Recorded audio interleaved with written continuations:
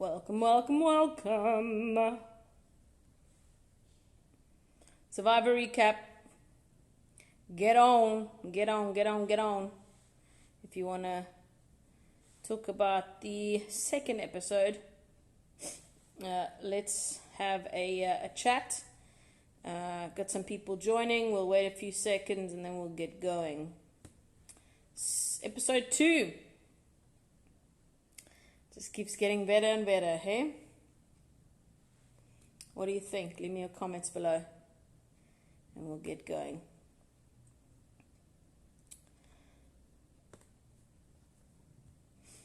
Got a couple of notes I've made here. First off, I think the show's getting better and better. There are definitely some really interesting themes that are running through. Underdog stories, underestimating teams, underestimating individuals, underestimating tribes. The big, strong team being cocky, being arrogant. Yeah, some of the standout things for me, though. I think a huge shout out to Jacques, who's a super fan, who is on the purple tribe, who Samoa thinks they're going to dominate all the time, and every time are surprised by them. Jacques, the episode starts off strong. He gets, Quibus decides to share the clue to his hidden immunity idol with one of the biggest super fans of Survivor. Not the wisest move. So Jacques and him go off to the well, start looking for the clue.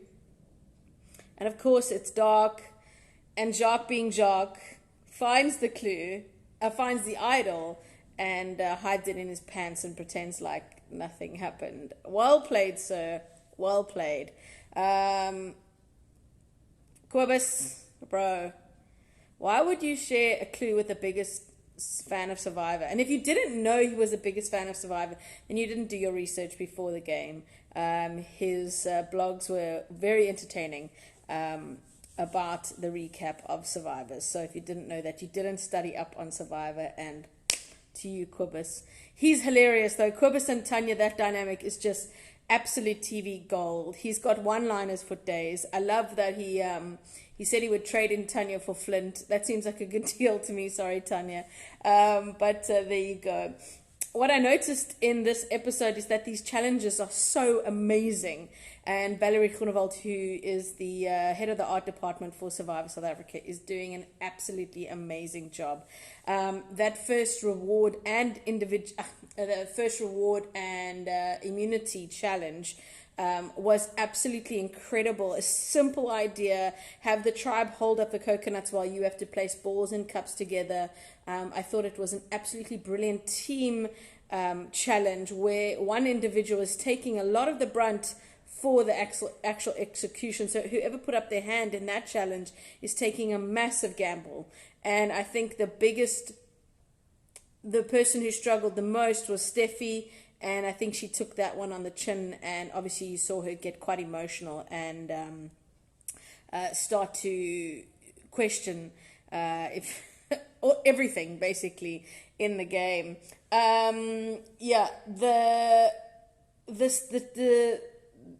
The rewards, though, for me, between fishing and chickens, Biostrath actually tagged me in a tweet when the episode was live on Thursday saying, any advice for the people who took the chickens not to get attached? My advice is to not take the chickens. The fishing gear is absolutely the better of the two options, in my opinion. I've never seen eggs on Survivor. In all of my viewing history, I've never seen them eat eggs unless they were given eggs in like a breakfast challenge or something. So that for me was a bit strange, taking the chickens. It's also, if you decide to eat the chickens, two of the tribes have 7 people in, the other tribe has 6. One chicken between 7 people is not a lot of food. It's a lot of effort to make it, and they don't have fire, so that is going to be a delayed gratification for sure. Whereas the other tribe got the fishing gear, and off Aquaman, Dante went into the ocean and got out a couple of fish, and they were able to get at least some protein in their bodies. The fact that they don't have fire yet is a little concerning and quite surprising. So we'll see where that goes.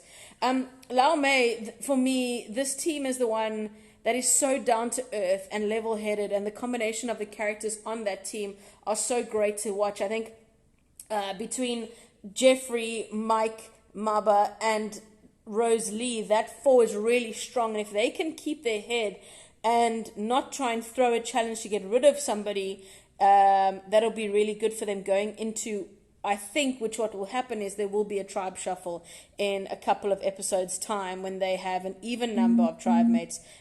So that should be interesting to see. But for me, the leader of that tribe and the one at the top, and he said he didn't really mind being at the bottom, but he has found himself at the top, is Mike. Everybody seems to trust him. Everybody seems to be sort of on board with him. And that's a really good position to be in. So Mike, Maba, Rose Lee. So Duro and Diaro, I don't know how to say his name, sorry about that. And Rocco seem to be on the outs of that one. So yeah, Lau Mei looking really strong and really calm and level-headed, and they know that they're going into these challenges as somewhat underdogs compared to Saula, but managing to still keep their own and doing very well, even considering that their physical disadvantages that they have. They're not as tall as the other tribe. They're not as physically strong as the other tribe. Saula is a complete mess at the moment. This is the tribe full of the fittest people on earth, it seems, and they can't seem to string anything together. It's fascinating to me. There's a couple of characters there that just stand out for me, one being Nathan, and I'm not sure yet if Nathan is playing them or if he's genuinely injured or if he just generally wants to quit. I can't seem to figure that one out. But a lot of people think that he's playing them. It's just a hot mess. They are so arrogant and cocky, and they think that in Survivor, being physically stronger than everybody is somehow going to magically give you a win. Those challenges are designed to test physicality and mental strength. So it's interesting how they seem to think going into the challenges that they're going to be somewhat dominant. If you guys have anything to say, please drop your comments on the video, and we can get to them. A couple people joining as we go along. I think the Islands of Secrets is becoming quite interesting for me, and I think it's going to play a long-term twisting and turning in the game. And the yellow Rob was sent to the Islands of Secrets by Lau Mei, and he had not a moral dilemma really, but an option to wager his vote for something in another box. It could have been an advantage at the next challenge, which clearly they need, and or it would have been a long-term something or other. Anyway, my first initial response when I saw the episode was to not take the wager, because my vote at Tribal Council is one of the most important things and the most valued thing. You at least have a say in the way a game goes, and his, again, arrogance to think that his tribe is so solid that he doesn't need to vote. It turned out at the end that he didn't need to vote, but it seemed like a really weak wager for me. I wouldn't have taken it because, as they say, the house always wins, so I wouldn't have taken that gamble at all. Lots of tears in this episode as well, and it's so weird because I was watching with friends of mine the first when it was aired on Thursday, and they were like, why are these guys crying? I can't believe it. They're such babies. Listen, they are, maybe 6 or 7 days in. And what happens is you are so emotionally raw and stripped mentally and physically that you are essentially suffering together as sort of a traumatic experience. And as people who go to war and, suffer trauma together, this is the kind of environment where everything is heightened, and it's such an unusual situation to put yourself into that your emotions are completely raw and real. So it's a case of heightened everything, and those connections that you make with your tribe mates are very real, and Rob and Nathan's connection is very real to them. And they feel as if they are lifelong friends, and it's 6 days in. They probably sleep next to one another. And those emotions are very, very real. The hard part is that you know that you love this person, you know you really are going to bat for this person, but you don't know if it's real, firstly, and secondly, why you're doing it, because you know you're not supposed to trust anybody in Survivor. So you have completely opposite sort of ideas running through your brain, and you're so raw and emotional and hungry. It's all quite overwhelming. So I'm not surprised that the guys from that team are down. Add to that they are losing in things that they thought that they would dominate in, and so they feel a bit weak in terms of their physicality, and it's making them more emotional. So it's a really interesting thing to watch happen, but the emotions are real. You need to know that going in.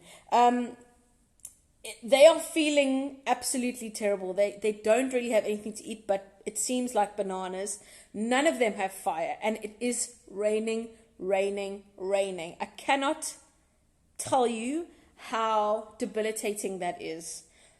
To be wet and cold, it seems. That sort of blow up between Tanya and Felix in the shelter is a prime example of how cold and miserable it is, that you would risk creating tension within the tribe over a little dry spot, which, to be honest with you, didn't seem that dry at all. So these people are wet, they are cold, they are miserable. The throw forward to the next episode, Mike starts to talk about how it is just so miserable.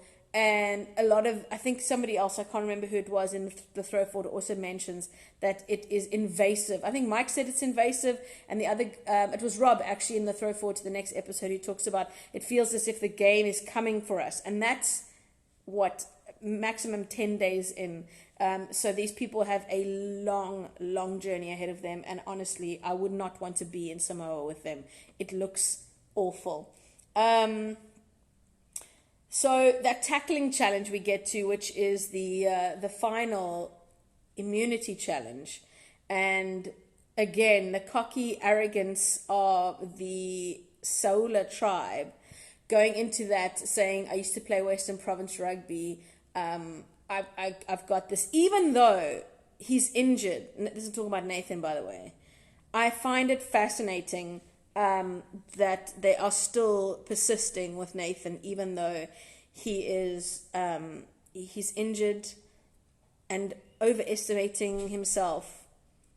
It's very interesting to watch that narrative come forward. I just want to quickly get to a point from Leandra Voigt, who says the constant rain can actually make you depressed and you're away from home and your daily things. And then Trish, the coach, says, thanks for putting a real perspective on the life on the island. Yeah, it is real. And that rain, we didn't have it. I actually saw Stacey on Friday evening, and one of the things that she had said to me was they didn't show a lot of our rain, and we had maybe 2 or 3 days. The first 2 or 3 days that we had were raining, and it's quite a shock to the system because everything that you have is wet. I remember standing around the fire the first night just in my underwear, which I never wanted you to see on TV, by the way. Apologies to everybody for that. But I stood around the fire in my underwear in the pitch black dark.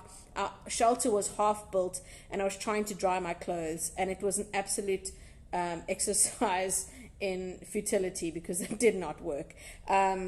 Anyway, we go back to that challenge where they had to go in and tackle people and get that swim raft, that life boy thing, and get it to their pole. Again, Saula making just ridiculous mistakes. Rob thinking so tough, so strong, going to the wrong pole. That tribe is a mess, and they need to look at themselves, because they're going to come into a tribe shuffle very soon with numbers low, and then they are going to be in big trouble. Bianca CM says Survivor is definitely not based on strength only. Let's hope the next week's episode will be all about puzzles so that Nathan can heal a bit. It looks like next they have an obstacle course challenge. Bianca, it's interesting to see that you are in him healing, you into that his storyline competing. I think he should have been gone long ago.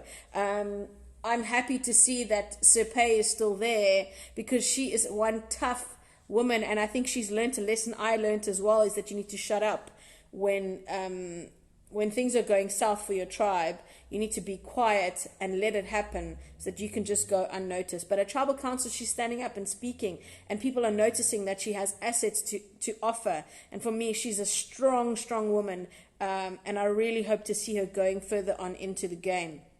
Bianca's saying it's not good to be Nathan right now.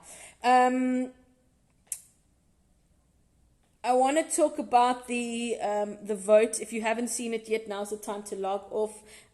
Spoiler alert, we're going to be talking about the person who goes home. If you haven't seen it yet, I'm about to talk about that. It's an interesting turn of events. Actually, this whole episode really focused on Samoa and their downward spiral. And it's fascinating to me to see when they are trying to keep their tribe strong, that they get rid of somebody again who is physically capable over Nathan because of the bonds. For a man who's asked to go home, if I were Paul, I would feel absolutely, I would have some kind of feelings about that, about going home over Nathan, who actually asked to go home. I think it's a really interesting decision on behalf of the tribe. And you can see in that tribe that Nicole and Steffi are completely in the driver's seat. They dominate all of the decisions, and everything seems to be the pinnacle of their decision making. So that tribal council, when everybody walked in, it seemed as if Nathan was going home. And as the tribal council was unfolding, you could see them changing their decisions. And my mom actually asked me why I thought that they'd switched to Paul. And it's fascinating, again, watching somebody going into a Survivor season wanting to play with honor and integrity. It's interesting because some people had pointed out that I played with honor and integrity. That was never my intention. It was weird. That's how it came out. But I think if you go in with honor and integrity, and that's something you say out loud, it can be used against you. And that moment where Steffi and Nicole are around the well, and they are talking, they're talking about Paul and wanting a strong 3 within the 5, and he arrives and they have that conversation with him and he doesn't validate it. That was his downfall, because I think at the back of their minds was always, is Paul playing us, and who else has he had conversations with? So it's interesting to see how that unfolded as well. So the vote gets flipped and Paul goes home, and Nathan is still there. And right at the end, so I've watched the episode twice, and right at the end, Nathan's face almost looks like he's really upset that he didn't get voted off.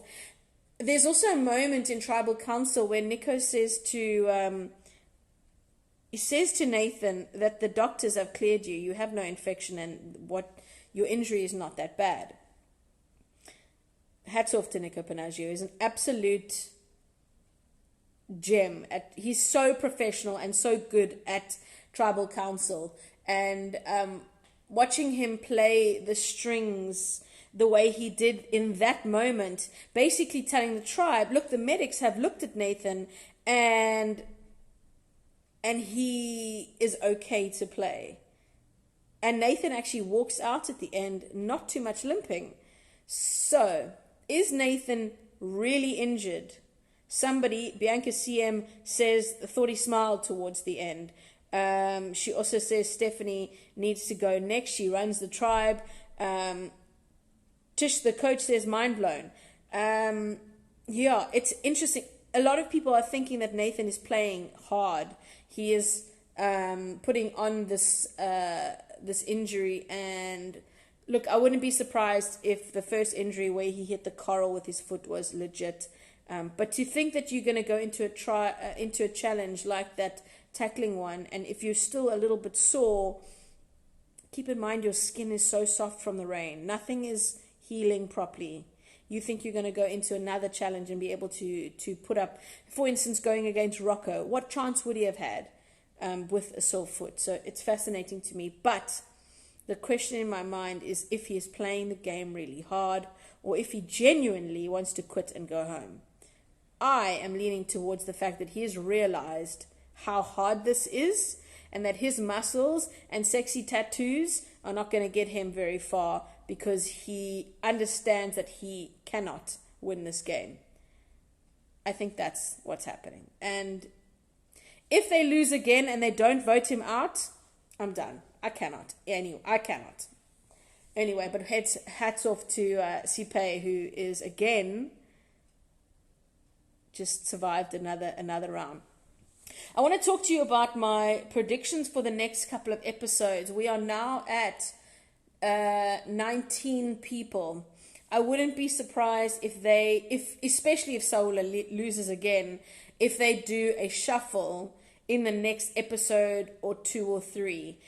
What they would do then again is drop your buffs, take one out, and that's your new tribe, and split from 3 into 2. The people in Samoa are going to have a hard time clawing their way back up into another alliance, going in numbers down. So that's the one part that concerns me. But just having a look, just quickly running through the cast members as we see them. Duraro, I can't say your name, I'm sorry, buddy. Jeffrey having a good game, having a good strategic alliance. Letitia seems to be on the chopping block. Didn't hamper them in their challenges though. She sat out the tackling one in the water, but didn't seem to hamper them in the coconut challenge, the one where they had to stack the things. Mike, for me, is in the driving seat of his tribe, and he's in a really tight alliance with Maba and Rosalie and Jeffrey. So those for me are the strength in Lau Mei. Sola we've chatted enough about, but just going quickly through the let me just quickly hit on Rocco. For me, is unaware of what is actually happening in his tribe. He's on the chopping block. If they lose, I think they might chop Rocco. So there you go. And Rosalie is firmly in that 4 alliance, which I'm happy about. For me, Rosalie is somebody in underdog I am keeping an eye on. We move on to Solo. I've said a lot about this tribe today. Nathan, messy. Nicole in the absolute driving seat. Rob, I don't know about his decisions at the Island of Secrets. Sipe, for me, is in a really, really strong position. If she can just keep her head down and let the rest of them battle it out. Because the more there's focus on Nathan, the less focus there is on Sipe. And I want to see her go further. Yeah, Steffi is also in the driving seat, co-piloting with Nicole. We move on to Taolo. Quibus messed up for me this episode with sharing the clue with Jacques. If you wanted to share it with somebody, I would have shared it with somebody like Dante, who seems not to be playing very hard. And maybe somebody like Ting Ting. I don't know. In fact, no, not Ting Ting. I think Dante would have been your best option there. So those are Quibus for me. Stumbled a little bit. Dante for me has sort of stepped up into some kind of role, which is really cool. Just by the way, Bianca CM says, still not a fan of Tanya. She comes on very strong.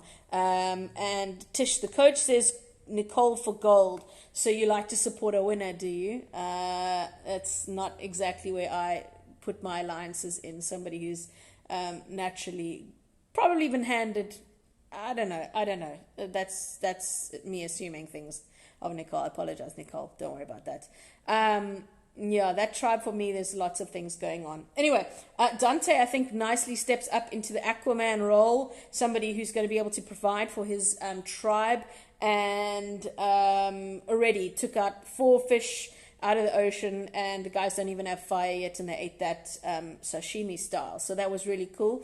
Felix obviously had a bit of a tiff with Tanya in the shelter over that the dry spot, which I don't even think there is actually such a thing in this season of Survivor. So Felix, at the moment we haven't seen too much of him, but the throw forward to the next episode, he seems to be talking strategy with Ting Ting, which I'm looking forward to. Jacques, again from Taola, the purple tribe, is really doing very well. And I have to just say, Jacques, and I know you'll probably watch this, have you had that much action in your boy nether regions since you've been on the island? Everything is going in there, bruh.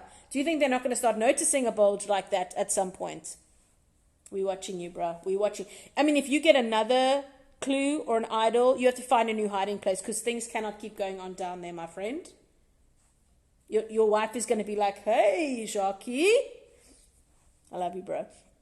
And then Taolo, Meryl, we still haven't seen a lot of Meryl. I'm hoping that that's going to come forward. Cape Town Girl as well. Looking forward to seeing her storyline develop. Tanya, we see a lot of, obviously, just because she is TV gold. And of course, that fight with Felix. So, but strategically, she's all over the place. I don't actually know if anybody is aligned with her. It seems as if everybody on that purple tribe is looking to get rid of Tanya for the morale of the tribe, it seems. And Ting Ting, again, for me, also somebody who's low-key, playing along. People are going to her and talking to her. And for me, that next episode with Felix and Ting Ting seems to be one to watch. Taryn says Jacques doing the things. He is also so shady and good. I agree. I love watching him. He's so underestimated that it's fascinating to watch him. And he's such a huge fan of the game. It also could be his downfall. If he becomes a game bot and thinks too far ahead and is openly playing so strongly, I think he could become a target of his tribe. So I'm hoping that he keeps his head down and plays it quietly. They also talk about, in the throw forward or one of the teasers on Twitter or something, that Jacques is going to share his clue. If he had to share it with somebody, who would he share it with? So obviously Quibus is the one who had not the clue, the idol, so he's got it.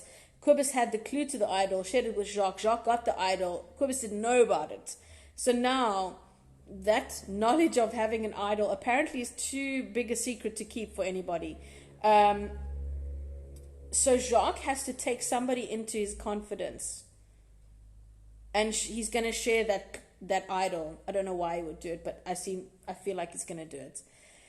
I would choose somebody like Ting Ting to share that with, because she seems to be likable. She seems to be in good standing with a lot of the people on the island, but we will see. I'm actually not sure who Jacques is solidly aligned with at the moment. We haven't seen too much of his strategic camp life and the conversations that are happening behind the actual big challenges and that sort of thing, because Solar has been the focus of the first 2 episodes because of what a shambles they're in at the moment. So I'm hoping to see more of the other 2 tribes and more of the gameplay that each of them have. We know that Laumei has got a strong 4. We don't really know what is happening in that purple tribe besides Tanya being the one that everybody dislikes. So it'll be interesting to see. I'm looking forward to next week. I'll probably do an update again after the repeat on Sunday. So if you want to stay tuned, and if you have any questions or anything, please reach out. Let me know. We'll try and address them in the recap of the episode. But thanks very much for tuning in and for giving me your questions. It's been great, and I look forward to next Sunday. Bye!